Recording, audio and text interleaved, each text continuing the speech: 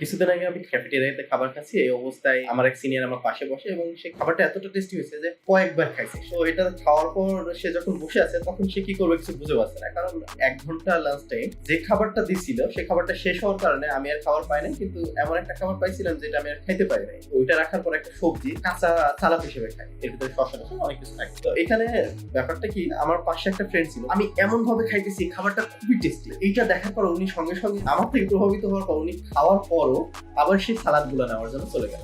উনি পরবর্তীতে সালাদটা মুখে দেওয়ার পর ওনার মুখের অভিব্যক্তিটা ছিল যথেষ্ট তিক্ত, মানে উনি আর ওই জিনিসটা নিতে পারতেছে না। সিমের বীজ, শসা, পুদিনা পাতা, বাঁধাকপি, ফুলকপি কিছুটা, এইগুলা উনি আর নিতে পারতেছে না। মানে উনি জিনিসটা যেরকম আমার মুখের দিকে তাকানোর পর ভাবছিল অনেক টেস্টি, উনি সেভাবে নিতে পারতেছে না। তো এই কথাটা বলার কারণ হচ্ছে আমি বসে আছি, আমার খুব টাকা দরকার, আমি মোটামুটি সব সেক্টরের কাজ পাই। তো আমাকে বলতেছে তুই কেন ফ্রিল্যান্সিং করিস না, আমার চাচা আমাকে বলতেছে তুই কেন ফ্রিল্যান্সিং করিস না, এতেই তো টাকার সমস্যাটা দূর হয়ে যায়।